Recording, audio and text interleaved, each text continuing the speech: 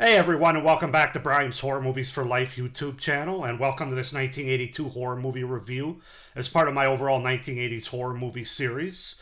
And we're in the final month of taking a look at 1982 horror movies here. So this movie that we're going to talk about today is one that I don't have the physical media for. I actually streamed this or rented it on Amazon Prime for this review, and that movie is Island of Blood, also known as Whodunit, which might be the worst title for a movie ever, which is why they probably changed it to Island of Blood. But it is also known as Whodunit from 1982. So it's a slasher movie. Let's just go ahead and get into it. So Island of Blood is a 1982 American slasher mystery horror film. A group of actors are assembled in a small island to film a low-budget movie. Soon they begin to fall prey to a mysterious killer who uses the lyrics of a weird song to determine his method of murder. So yeah, that's kind of the setup and the premise. As far as the movie's directed by William T. Nod, and written by William T. Nod, so he's the writer and the director. Sorry, I'm going off different notes because I couldn't find this movie on Wikipedia, so I had to use IDBM or whatever the fuck it is. So yeah, so if it sounds a little different than my normal intro, that's why. As far as the cast goes, we have Maria Elise Ricasner as Donna, Rick Dean as Jim, Ron Gardner as Franklin Flem, Terrence Goodman as Steve, Faith, Richard Helm as Rick, Janine Marie as Lynn, Jared McVeigh as Bert, G. Rocket Phillips as Taylor, and Jim Piper as John.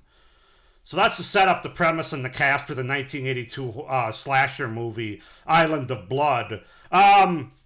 This is kind of your typical low-budget, standard, paint-by-number slasher movie from the early 80s, which, if you're a fan of those kind of movies, I would recommend checking this one out. But I'll just get into the things that I liked and didn't like about it. What I liked about the movie is I thought there were some interesting and unique kills here. There's a character that gets pushed into a pool that happens to be like... apparently the thermostat broke on it, so it's like literally boiling hot water, like scalding hot, that would burn anybody's skin in there. And that's exactly what happens. This character gets pushed into the pool, and you can see it as it's happening. He gets third-degree burns and ends up dying that way. And then there's also a kill where a character is taking a shower, and there's a battery acid that gets added to the shower. And then basically just this character starts to melt with it. And I thought there were some pretty good gore and makeup effects to those kills specifically that really worked in this movie. And I also think the kills are fairly well paced out throughout the movie for the most part.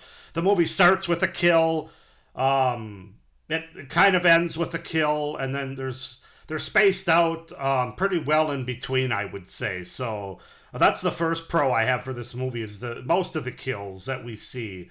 The killer's quirk of using a specific song, which is face to face, to kill their victims by dangling a Walkman or a music player. If you don't know what a Walkman is, you didn't live in the 80s or very early 90s. It's just a little cassette recorder kind of thing that people carried along with them with headphones on. And it played cassette tapes on it. That's kind of what this looks like, but I don't know for sure if it's a Well, yeah, it is, because at the end they pull out a cassette or put a cassette in and actually play the killer's messaging. So it is a Walkman, basically. But basically, the killer dangles this in front of their victims right before they're about to be killed. And it's at the point of the song where it talks about... burn me, stab me, and that's of course how they end up dying. So that's kind of interesting and cool in a way. Very weird. Excuse me, but it's kind of an interesting little quirk to add to a slasher movie like this. I don't know how feasible it is. It's probably not something that you could do in real life.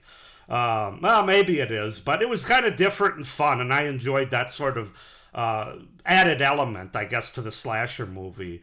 You have the isolation of this group of actors being on this island, which I think always works pretty well for a slasher movie, especially, but a horror movie where you have that feeling and sense of isolation as they're away from civilization, they're away from the big cities and the big towns, so there's really no one there to help them in a lot of ways, and I think the island setting works well for that.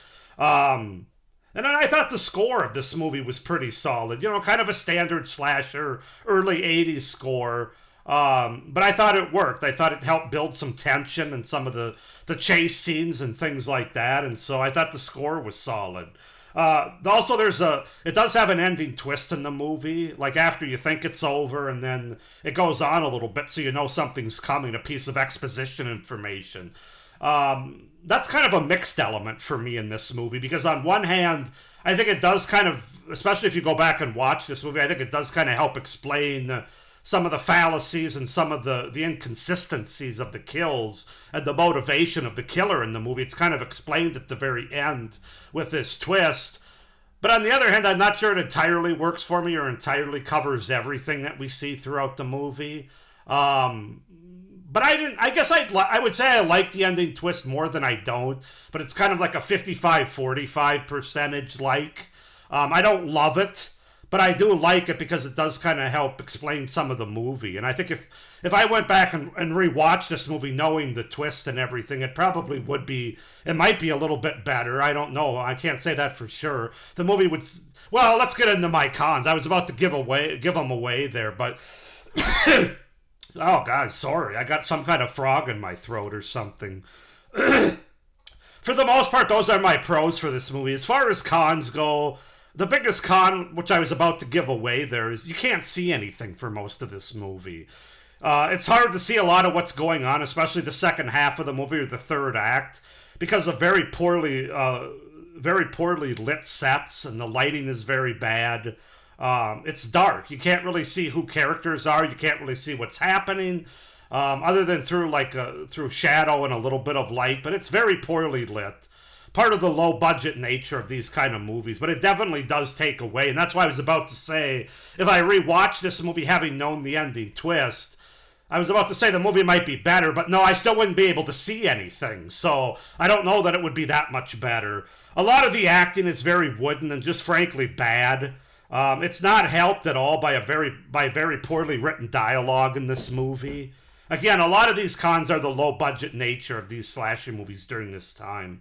None of the characters really stand out at all, and there's way too many of them in this movie, to where names were being said by other characters, and I had no idea who they were talking about because all the guys and gals in this movie just kind of blend together. Because, like I said, there's nothing unique about these characters. There's nothing that stands out about these characters. It's just they're just bodies that are thrown at the screen, basically. And like I said, there's too many of them. So I couldn't even keep track of them all. So that was another very poor thing about the movie. There's some bad sound and editing effects as well throughout the movie, where the sound doesn't really jive. Sound production is very lacking here. Overall, just a very poorly written and executed slasher. So yeah, a lot of technical deficiencies in this movie, as you can imagine. I don't even know what the budget was for this movie. It's probably like $10,000 or $20,000 if I had to guess. There's no sleaze or nudity in this movie, and some of the kills are off screen. And there's a lack of blood and gore with the kills that you do see in the movie, other than those two that I talked about, where you got some of the makeup melting effects and burn effects. Other than that, there's a little bit of blood. There's one kill where a couple or two characters are getting it on a bed, and you get like a knife or a machete that comes through the bed. I think it's like it's a sharp bladed weapon, edged weapon. And you see some blood there in the character that was laying on his back there. But not a lot of blood, and certainly no gore in this movie for the most part. So yeah, it definitely lacks those early 80s elements that a lot of slasher fans are looking for, between the nudity as well as the gore and the blood of the kills. But as I said, some of them are off screen. And then there's also too much talking between all of these characters that we have, and that there's certain points where the movie's kind of boring because there's just not a lot happening. It's badly written dialogue that's being said between the characters, and it really just doesn't hold up or carry the movie very well because the acting is bad, because the dialogue is written poorly, and because none of these characters stand out in any meaningful way. Yeah, I don't know. I think that's pretty much it. I don't have a whole lot else to say. As I mentioned, the The ending twist is interesting.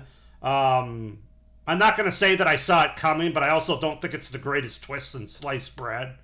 But it does, as I said, it does give some context to what's going on throughout the movie. So take that for what you will. But overall, guys, like I said, this is just kind of a generic early 80s slasher movie that does have a couple of interesting elements, a couple of interesting kills. But you can't see a lot of the movie, especially the nighttime scenes when the lights go out in the third act. And just, it's not well acted. It's not well written. It's a low-budget slasher movie. So as I said, if you're somebody that enjoys that, especially from this time period, I would recommend checking this movie out. Otherwise, if you're not somebody that necessarily likes very low-budget slasher movies, you're not going to miss out on too much, in my opinion. So I'm going to give Island of Blood, or Whodunit, Island of Blood, a 5.5 out of 10. 5.5 out of 10 for Island of Blood from 1982, the slasher movie. Go ahead and comment down below if you have seen this movie. What you think of it? Do you like it? Do you not? Comment down below. Please like this video, hit the little notification bell, and subscribe to my channel if you haven't already. It would really help me out for the future content in my channel going forward. So, with that being said, I hope you guys are enjoying this 1982 movie review part of the series. Hope you're having a good holiday season so far, but as always, stay scared. Bye.